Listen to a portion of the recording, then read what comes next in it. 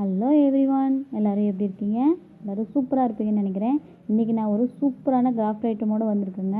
இன்றைக்கி வீடியோவில் நம்ம இயரிங் ஹோல்டர் 0 பைசா செலவு இல்லாமல் வீட்டில் இருக்கிற வேஸ்ட்டான திங்ஸை வச்சு எப்படி பண்ணலான்னு பார்க்கலாம்.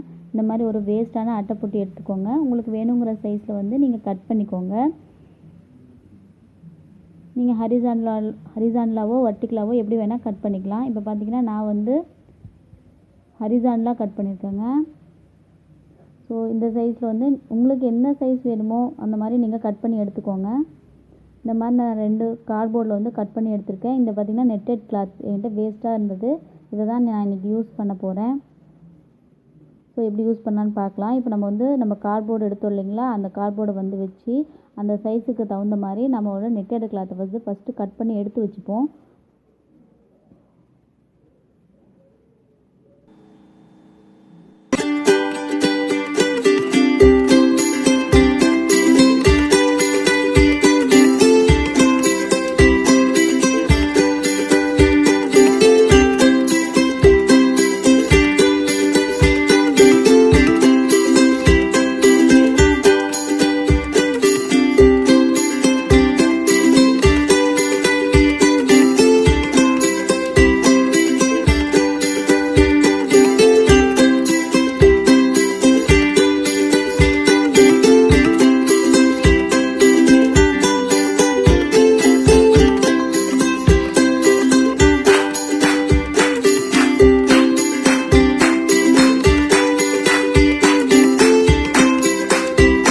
இந்த மாதிரி ஃபுல்லாக ஒட்டி முடிச்சுக்கலாங்க.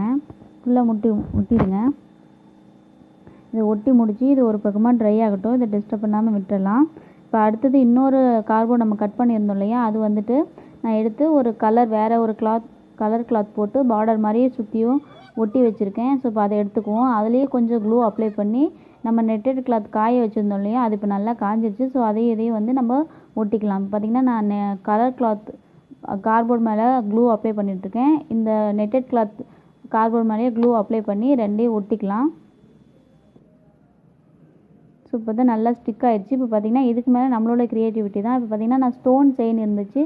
ஸோ அதை வச்சு கொஞ்சமாக டெக்கரேட் பண்ணியிருக்கிறேன். இப்போ பின்னால் பேஸ்க்காக நான் என்ன பண்ணியிருக்கேன்னா ஒரு கார்ட்போர்ட் கட் பண்ணியிருக்கேன். இது பார்த்திங்கன்னா ஒரு பழைய பேண்ட்டோட கிளாத்து. ஸோ அதை வச்சு நான் ஃபுல்லாக கவர் பண்ண போகிறேன். ஸோ கவர் பண்ணி ஃபுல்லாக முடிச்சிடலாம். இப்போ ஓவராலாக எனக்கு இப்படி தாங்க வந்திருக்கு. பார்த்திங்கன்னா நான் ஸ்டோன் செயின்ஸ் ஃபுல்லாக ஒட்டியிருக்கேன். அதுக்கு மேலே கொஞ்சம் சின்ன சின்ன ஸ்டோன்ஸ் வச்சு நான் ஸ்டிக் பண்ணியிருக்கேன். உங்களுடைய க்ரியேட்டிவிட்டி உங்களுக்கு எப்படி வேணுமோ அந்த மாதிரி பண்ணிக்கோங்க. நான் இன்னரில் பார்த்திங்கன்னா லேஸ் வச்சு கவர் பண்ணியிருக்கேன்.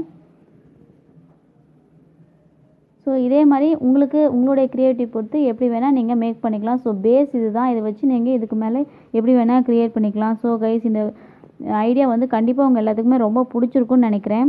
பிடிச்சிருந்ததுன்னா வீடியோவுக்கு ஒரு லைக் கொடுங்க. மறக்காமல் வெசல்ஸ் ஃபுட்டில்